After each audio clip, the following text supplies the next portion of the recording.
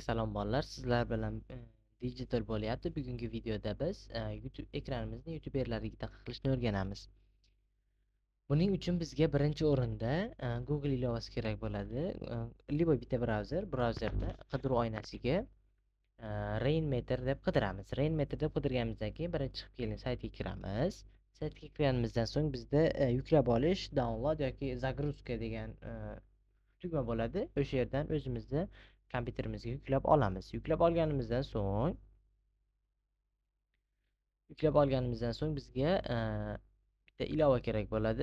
Ilovani uchun skin kerak bo'ladi. U skinlarni o'zini library, ya'ni kutubxonasi bor. Uni yuklab olish uchun bizga visual skins kerak bo'ladi. Uni ham Google'da qidiruv oynasiga visual skins deb qidirsak chiqib keladi. Birinchi chiqqan saytda Rainmeter skins degan yozuv bo'ladi. O'sha yerga bosganimizdan keyin birinchida mount turgan bo'ladi. Bizga shu kerak. Lekin sizlar u yerdan boshqa mavzulardan topsanglar bo'ladi yoki masalan bu yerda Jarvis degani bor, Tron yokida Wildcraftda yana tekisroq boshqa narsalar ham bor. Lekin bizga faqat mount kerak, shuning uchun mountni o'zini yuklab olamiz. Pastroqqa tushganimizda yuklab olish tugmasi bo'ladi. Uni ham bosib yuklab olamiz. Biz bularni yuklab olganimizdan so'ng visual skins, visual rainmeterni o'rnatib olishimizga kerak bo'ladi. Buning uchun biz bu narsalarimiz yuklab olingan papkaga boramiz. Google'dan chiqib ketsak bo'laveradi, ishlatilmaydi baribir. Va kompyuterimizdagi yuklab olingan papkaga boramiz. Ba'zilarda downloads papkasi bo'ladi, ba'zilarida boshqa. Va bu yerda bizda ikki xil o'rnatish uslubini so'raydi. Bizda birinchisida portable installation tanlamaymiz, chunki u ko'proq tajribali odamlar uchun mo'ljallangan va bu yerda bizga qayerga o'rnatishni so'rayapti. Boshqa papkaga o'rnatmoqchilar bemalol boshqa papkaga o'rnatib olsa bo'ladi.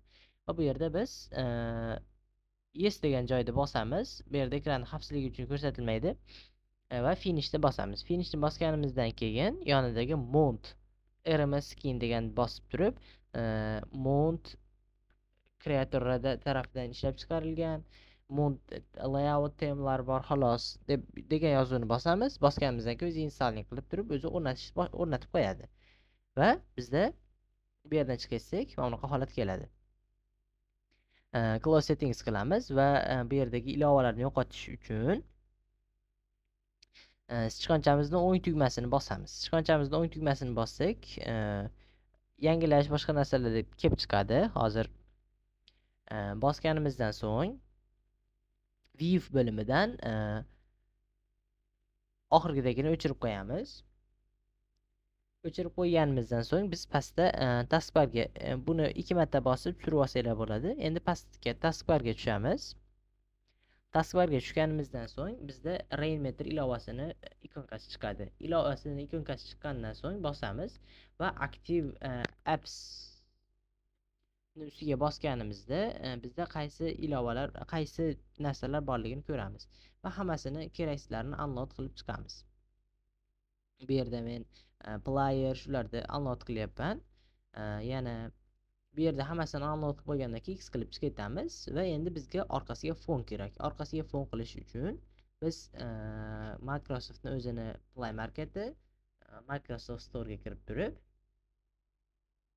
Lively Wallpaper degan ilovani qidiramiz va buning uchun bizga Microsoft account kerak bo'ladi, bo'lmasa biz yuklab ololmay qolamiz.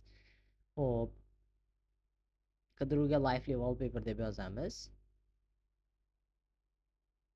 Qidiruvga yozganimizdan so'ng bizda birinchi chiqqan ilovaga kiramiz. Mana bunaqa ekran ko'rinish bunaqa. Bizda bu yerda get yoki install yoki qandaydir загрузка degan tugma bo'lishi ham mumkin. Menda yuklab olganman, shuning uchun open turibdi. Open qilganimizdan so'ng ilova o'zi avtomatik o'rnatib qo'ydi, chunki men o'tgan safar ishlatganimda bunday o'rnatib qo'yganman. Lekin sizlarda boshqacha holatda chiqadi. Hozir ko'rsataman uni.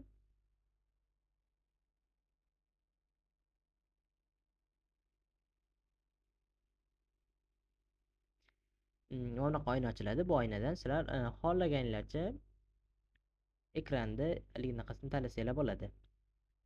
ekranda ko'rinish uchun fonlar tanlasanglar bo'ladi. Bu sichqoncha bilan ishlaydi, bu ham sichqoncha bilan ishlaydi va men The Hill deganni tanladim, chunki o'sha menga mosroq ekan va bir marta bossak o'zi o'rnatiladi va Controls degan joyga kelib turib, o'zi custom made'lari bor boshqa. O'sha yerda hammasini o'chirib chiqamiz. Bular bizga keraksiz chunki. Va bu yerdan ham X qilib chiqatamiz. Chiqatganimizdan keyin bizda ekranimiz biz kutgan holatiga keldi. Endi mana bu taskbarni biz kutgan holatiga keltirish uchun biz yana Microsoft Store'ga o'tamiz va u yerdan Microsoft Store'ga o'tganimizdan keyin Transplant TB degan ilova kerak bo'ladi bizga. Qidiruv oynasiga kirib turib Transplant TB deb yozamiz. Ilovalar ichida chiqib keladi. Transplant TB. Okey, yozdik. Birinchida chiqqan ilovani ustiga bosamiz. Bosganimizdan keyin bu yerda get install yoki загрузка degan narsa bo'lishi mumkin. Bizda yuklab olingan, shuning uchun open turibdi. Sizlar ham yuklab olsanglar shunaqa holat chiqib turadi. Openni bosamiz. Bosganimizdan keyin o'zi avtomatik mana bu pastdagi holatni to'g'irlab qo'yadi. Pastdagi taskbar deyiladi. O'shani chiroyli qilib, orqa fonsiz qilib, video bilan boshlab qo'yadi. Shu bilan tamom, bizni qiladigan ishimiz tugadi va ekranimiz chiroyli holatga keldi. Agar video yoqqan bo'lsa, like bosib, kommentariyalar yozib qo'yasizlar. Va bu narsani bitta minus tarafi bor. Ilovalarda desktopda almashtirayotganda agar ilovaga kirilmagan holatda bo'lsa, ya'ni orqa fonda ishlayotgan bo'lsa, ilova ustida chiqib qoladi. Hozir uni ko'rsatib beraman. Bunaqa holatda buni ilovani ustiga kirsanglar, ilovani ichiga kirsa hammasi yaxshi bo'lib ketadi.